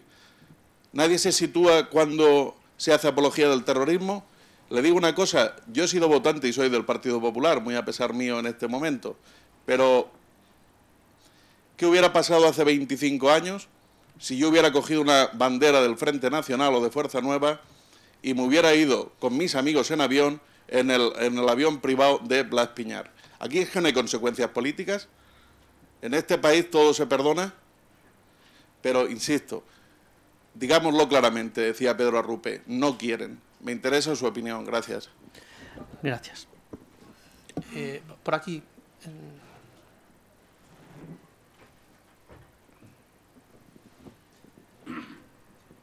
Bueno, yo va a ser... Pégatelo así un poco, parece que funciona. ¿Sí?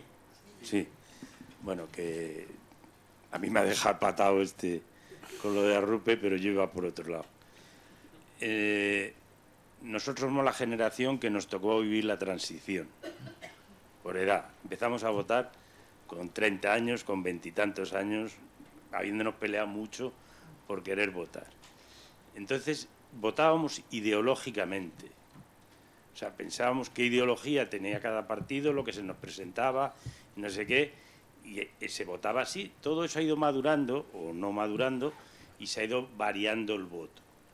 Hemos entrado en una economía absolutamente globalizada. Hoy tenemos muchísimos compatriotas repartidos por el mundo produciendo y imbricados en cantidad de empresas, donde hoy día, por ejemplo, muchas de nuestras empresas tienen más producción fuera de España que en España. Son verdaderas multinacionales. Y por otro lado, en un momento dado, entramos en un club que tiene sus normas, que es la Comunidad Europea, y lo hemos visto en Grecia. O sea, que está muy bien a veces la ideología, pero una ideología que no sea realista y que al final no te van a dejar llevar a cabo y vas a generar muchísimo más desastre del que estás intentando arreglar, pues condiciona mucho el voto. O sea, yo creo que muchos de los votantes, yo también soy votante ahora del PP, que empecé con el viejo profesor, y con la edad pues vas yéndote para lo normal. O sea, el que con 17 años no es comunista y con 60 o 70 y tantos años no es más de centro derecha, pues es una incoherencia, o puede ser. Entonces, es dejarlo ahí. O sea, ¿qué te parece? ¿A dónde nos lleva sobre todo el pertenecer al club que pertenecemos? Que no somos libres, que nos tomamos la política nacional creyendo que podemos hacer lo que nos da la gana, y eso es mentira. Vale. Todavía vamos a tener una, para que así tengas la excusa de que no tengo tiempo, no he podido contestar y... Tiene que traer bocadillos, padre. Pero si es que es martes ya y son vísperas del miércoles de ceniza, que es mañana. Ayuno, toca.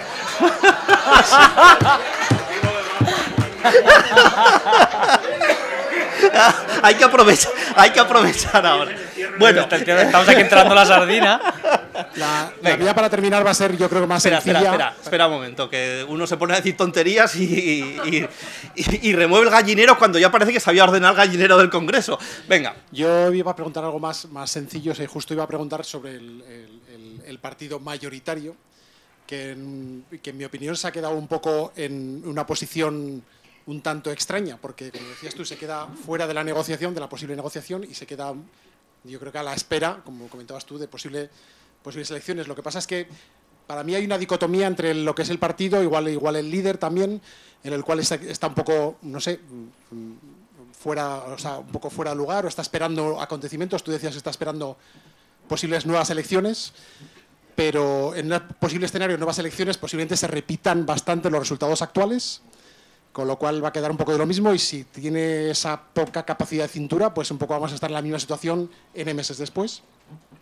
Entonces mi pregunta es, en el Partido Popular, a pesar de que no aparece ver, ¿hay posibilidad de movimientos para de alguna forma cambiar ese estatus tipo, como comentabas tú, pues Cifuentes en Madrid o otro tipo de candidatos que pudieran mover el tema? Porque da la sensación de que con Rajoy al frente la posición se va a repetir in eternum, de alguna forma. Y ya está. Gracias. Muchas gracias. Bueno, vamos a ello. Sobre la relación personal entre el rey y Rajoy, no lo sé. No los tengo en WhatsApp, entonces no puedo comentar. Yo, más allá de lo que he dicho, realmente no sé qué más decir. Yo creo que sí hay, que no lo sé, obviamente, si hay algún tipo de malestar por parte de la Casa Real, se debe a hasta qué punto Rajoy densó, insisto, legítimamente, por una cuestión de estrategia electoral, y que bueno, que con otras prerrogativas el jefe de Estado podría haber hecho otra cosa, pero como no se tienen, pues no las ha podido hacer. Sí, y esto ya es totalmente elucubración, y ni siquiera debería estar diciendo esto que voy a decir, pero bueno, si alguien piensa en la Casa Real o en cualquier otro ámbito que hace falta que el jefe de Estado no sienta malestar en esta circunstancia, es que hace falta una reforma constitucional de los artículos 56 y 99. Pero bueno, esto requiere pues un proceso de reforma en el cual se requiere consenso. El hambre en el mundo. Estoy mirando el móvil porque estoy buscando un gráfico, no porque precisamente sobre el hambre en el mundo, que es que no sé si lo tengo o no lo tengo. El hambre quiere decir la injusticia, ¿no? Sí, lo entiendo. En realidad, bueno, es un artículo, está un artículo en Politicón que se llama 9 gráficos sobre el progreso del mundo. Es una colección de gráficos, creo que sobre el hambre, no es mío el artículo, por eso no me lo de memoria, es de Kiko Llaneras, de un compañero mío. Entonces, pero en general la idea es la siguiente. Nosotros, y cuando digo nosotros me refiero a Politicón, normalmente somos bastante, quizás por eso sonamos vagos, porque intentamos no ser categóricos. Pero intentamos no ser categóricos porque pensamos que todo es muy complejo y sobre todo que es muchísimo lo que no sabemos. Es tanto, hay tantas cosas que nos quedan por saber y nos quedan por entender. ¿Por qué la desigualdad en el mundo? ¿Por qué la pobreza en el mundo?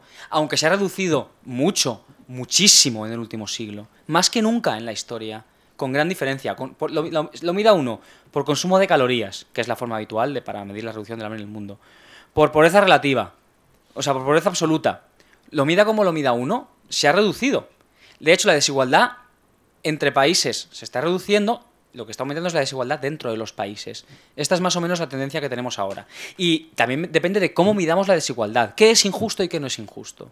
¿Estamos hablando de reducir la pobreza, de acabar con la pobreza, o estamos hablando de que el hecho de que uno tenga N veces más que otro es lo que tenemos que resolver, a pesar de que el primero tenga N veces menos, pero tenga lo mínimo como para poder vivir? ¿Qué es lo mínimo para poder vivir? ¿Qué es una vida digna? Todas estas cosas son cuestiones que son inasumibles para tener un solo criterio, precisamente porque si no tenemos un interés general, bajo mi punto de vista, en un país, es totalmente impensable que lo tengamos a nivel mundial. Entonces, yo Jorge, disculpe, si es que yo no quería que me diera usted la solución de los problemas, yo lo que pretendía era que es su opinión sobre la frase de Pedro Arrupe. La frase me parece en exceso categórica. Eso es lo que estoy diciendo, que nosotros nos parece mejor no ser categóricos. Yo no creo que sea, que yo y siento venir aquí a discutir a la persona en la cual está el nombre puesto en honor del foro, lo siento mucho, pero es que esta frase en concreto me parece que es en exceso categórica. Yo no creo que se pueda decir que se puede pero no quieren. Yo creo que el hecho de que haya gente que no quiera o que no sepa cómo quiere hace que no se pueda. Eso es precisamente el desacuerdo inherente a las relaciones sociales, es lo que hace que no se pueda. O sea, que la dicotomía entre querer y poder no es exacta. Porque unos quieren de una manera, otros quieren de otra. Unos quieren más, otros quieren menos. Unos quieren y están dispuestos a dar a cambio X, Y, Z cosas y otros no. Y además, incluso aunque hubiese un acuerdo en los objetivos políticos, digamos, en queremos acabar con la pobreza relativa en el mundo, como poner un objetivo claro, porque nos parece que la injusticia es esto, queremos, entonces ya sí que se quiere. ¿Se puede? Pues no lo sabemos. Se puede. No lo sabemos. ¿Sabe lo que decía el padre Arrupe también? Que los problemas no están en limpiar las instituciones, sino en radicar el problema en el corazón del hombre. que es donde está el origen del mal. Eso era lo que decías. El origen, en el corazón del hombre está el origen del mal y el origen del bien.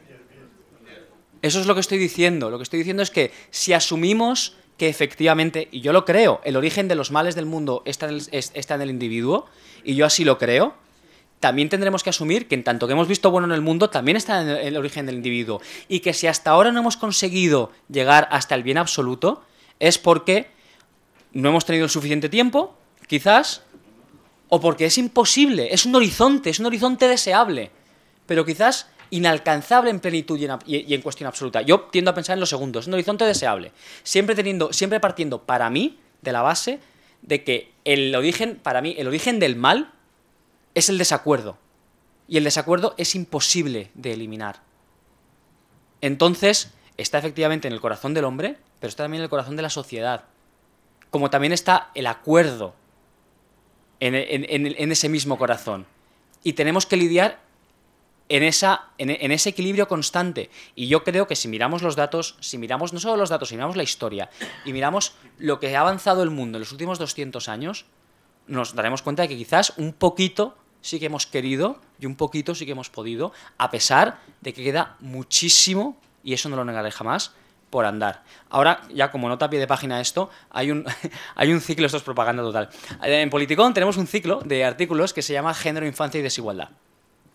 Hemos estado 1 año y pico con este ciclo. En este ciclo lo que hemos hecho es invitar a gente del mundo académico a que hable sobre las cuestiones que nos parecen clave y las políticas que podrían ayudar a querer ya poder solucionar lo que para muchos de nosotros que estamos en Politicón es una injusticia, que es las desigualdades que existen en la sociedad, de desigualdades de renta, de oportunidad, que afectan sobre todo a las mujeres y sobre todo a los niños, sobre todo en las etapas más tempranas.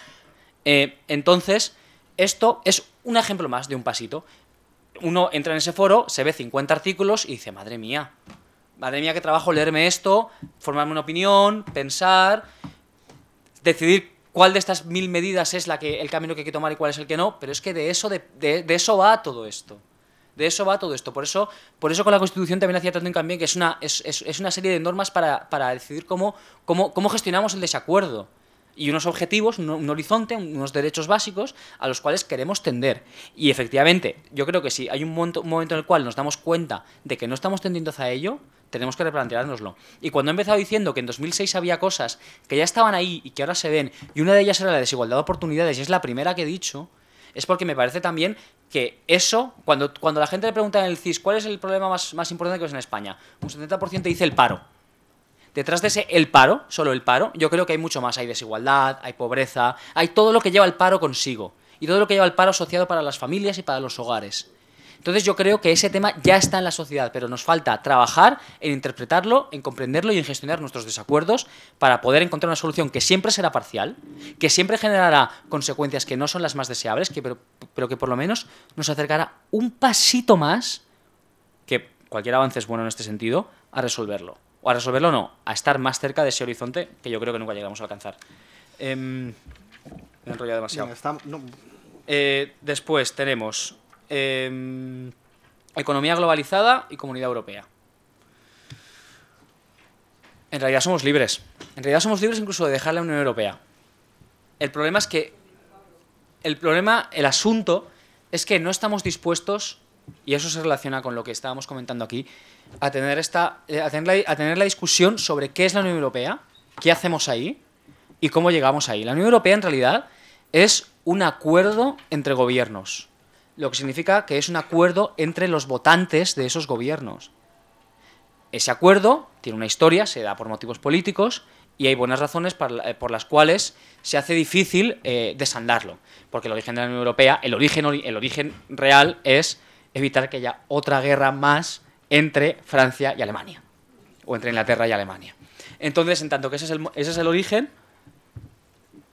es un acuerdo entre gobiernos y esa cuestión siempre la podemos abrir.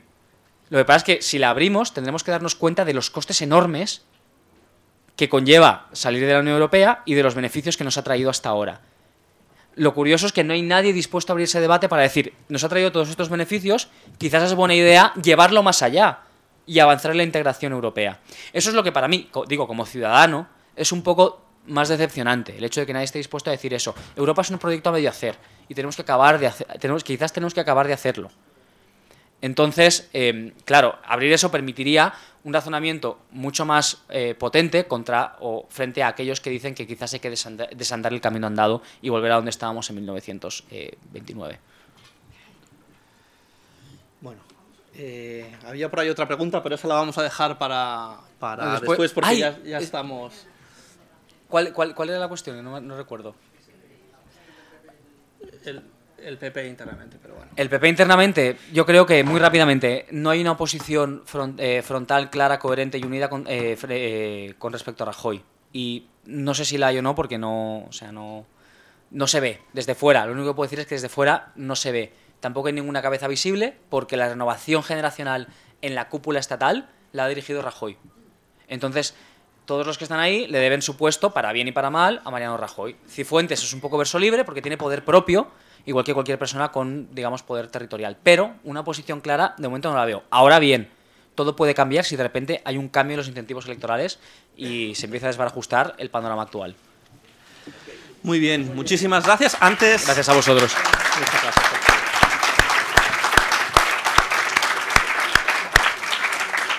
Pues eso, muchísimas gracias a todos por participar, por las preguntas, a Jorge por tu claridad, también por tu pasión, y os recuerdo que el mes que viene nos veremos, segundo martes de mes, que eso quiere decir 8 de marzo a las 8, y abordaremos un tema un poquito distinto. Vamos a dejar descansar de momento un poco la cuestión política para abordar cuestiones éticas que tienen que ver con el final de la vida.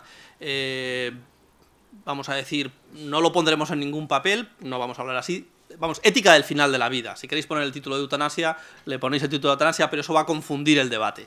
Entonces hablaremos de la ética no solo de la cuestión legal, sino de la cuestión social, de lo que eso significa socialmente en una sociedad envejecida. Y bueno, pues animará o introducirá el debate Javier Júdez, un médico especialista en estos temas desde aquí. Pues muchísimas gracias. Muy bien, muchas gracias. A vosotros.